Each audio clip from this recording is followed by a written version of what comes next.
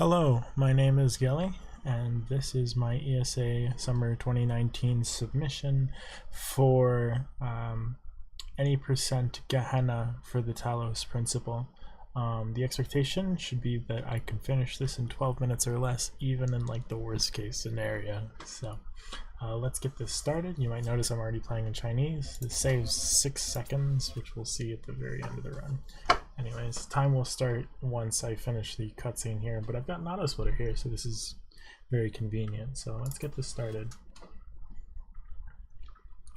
So I'm going to assume that this is going to be the only run that makes it in Talos, so I'll explain everything that's going on.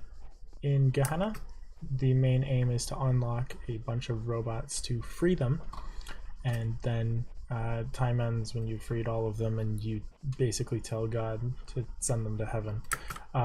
This is a DLC for the Talos principle, so it's noticeably shorter, but it's also noticeably more bizarre in its strat utilization. You might notice from the start that I'm using 60 FPS instead of unlimited FPS like you might notice in a lot of other Talos principle runs. That'll happen in just a moment. So first we're going to go to World 3. There are 4 worlds to attend to, each with approximately 4 robots in each of them. Hopefully, we'll see. The other thing about it is that is a little bit weird for most Talos things is that I'm currently at a slow walking speed. This will be used for a cube jump.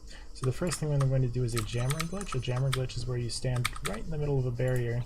You sort of trick the game into letting you bring the jammer across to the other side. It's a little bit difficult. There we go. And then I can unlock the first robot.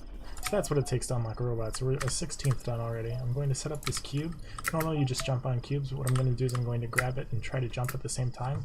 This basically pulls out the cube from under me and gives me an intense amount of velocity. And then I'm going to use the cube to go through here. So that's the reason I do slow walking speed, is that it turns out that that makes cube jumps, or CJs, go a lot further in distance, and so that gets us into where we need to go. For this one, we're going to set up another cube jump, but first we need to unlock this level, so I'm going to do a very precise jump here. Oh, I overdid it there. And now I can unlock this robot, grab the cube, and use this cube to hop into the next level. So now that that's done, I'm going to switch to a fast movement speed and to a higher FPS. Normally these cubes aren't intended for the way that I'm using them, but it just so happens to be super convenient to do so. I'm going to try this strat here. I haven't tried this one in a while. I just haven't had the opportunity to. There we go. Nope, not quite. That's fine. We have backups. So I'm going to use this connector instead to make it up here. Oh, it's getting in the way. There we go. And then jump into the last bit of the level, and that's World 3. Next world we're going to go to is World 2.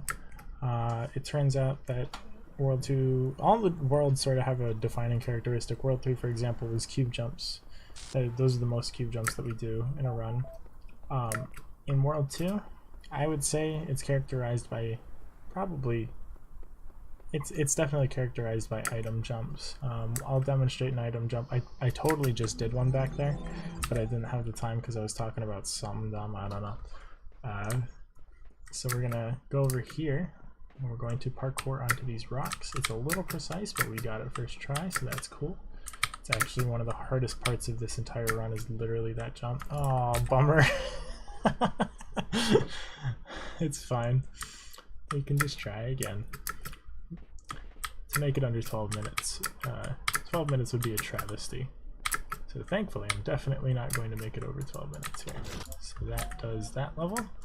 For bunny hop, we have a little bit of a cute solution. We're going to, normally you can't drop cubes directly underneath yourself, so we're going to drop it slightly forward, and it's going to move forward and move on to the next fan. And while it's low, we can actually utilize that. So an item jump, as I'll show real quick here, is where you grab an item, such as, say, this connector here, and whenever you drop it, it pushes you back for exactly 0.4 seconds. It turns out at higher frame rates, this is more push force, and you can use this to slide up certain surfaces. I'm going to do this again. in Crater. I just boosted off the stairs there. It turns out at very, very high FPS, the stairs like to shoot you off. So I just did 2 item jumps to go around that door there. Normally you'd need a key, but we can just avoid that by using an item. And then in this last part, the static effects, we can actually go up these barriers because it turns out that they're low enough to utilize. This one's a little precise because I don't want to fall in with the mine, but we're good. So that does World 2. Very nicely done. So that's half of the DLC already done.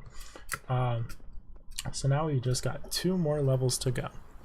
We have World 1 and World 3. World 1 is definitely characterized by parkour and interlevel strategies. So it turns out that 3 of the levels we're going to do at the same time, and some of them rely on others in order to avoid intended solutions and make it easier on ourselves here. So I'm going to go through a window here. This is the most precise part of the run, so I'm going to be a little bit quiet just so that I can make sure I can get this done. Boy, oh good lord. Yeah. At high FPSs, you're more likely to get boosted off stuff. There we go. Okay. Through here. Oh. So close. I really should shut up, because messing that up, as you can see, starts from the beginning. So.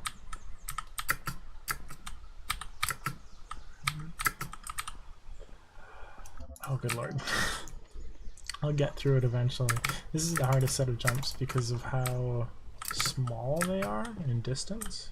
So you can easily overjump them, as I'm demonstrating very proficiently how bad, well not bad, but difficult this strategy is.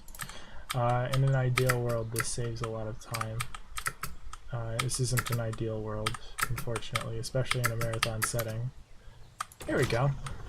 So now I've unlocked this level, but I've set up that connector there, and that's very important for 2 levels from, well, not 2. It's very hard to define stuff. We're in World 1, but this level, for example, is so close so far, although that's in Chinese.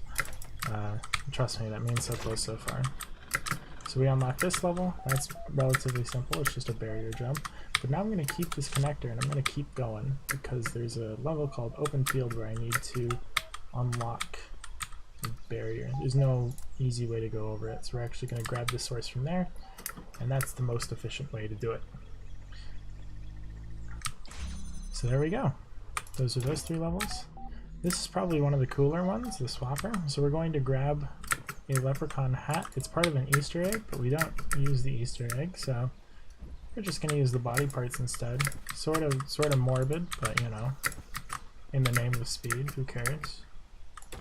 And that does that. And that's World 1. Yeah, that's World 1. I'm good with numbers, I swear. The numbers are weird because you spawn between 3 and 2, so you have to pick one of those 2 first in order to save time on overworld routing.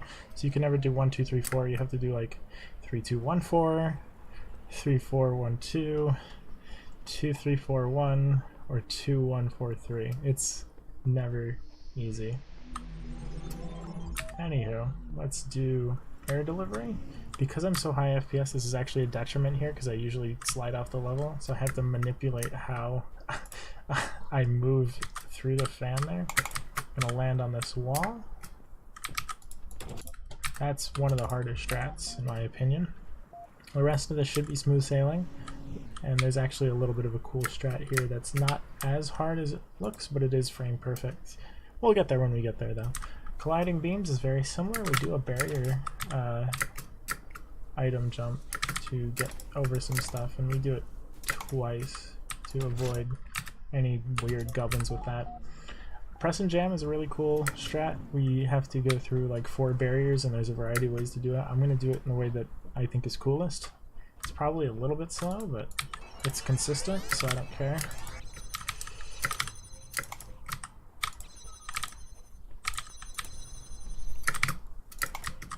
Okay. And then I'm going to do a low FPS jump. It turns out at 15 FPS you can jump about 1 meter longer. So you can actually make that jump. You can make it at 60, but you can't make it uncapped. It turns out lower FPSs contribute to the length, and that jump is basically only really possible at 15. So, and now I'm going to do BLCJ here. So this is a frame perfect trick. It's like a cube jump, but I don't have a barrier, so it's a barrier-less cube jump. And you have to grab it on the last possible frame, and that does it. So now we just have to go through the ending cutscene here. I'm just gonna do. I don't have any shoutouts to list because I'm not sure whether or not this run's even getting in. Oh, geez, nice. Okay. Only accept this run, by the way, on the assumption that all achievements does not get in. This is important because if all achievements were to get in, the assumption is that I run this inside of the level. If you see Apple 1417 submission for all achievements, you can see that in pretty plain view. But if not, I'm willing to run this as a sweet, cute little 12-minute category, although I'll get it in under 11 here. That's because I didn't mess up everything I could have messed up. There we go. So that's time. So yeah. Hope you enjoyed. I thought that was really cool. So yeah, thanks for watching.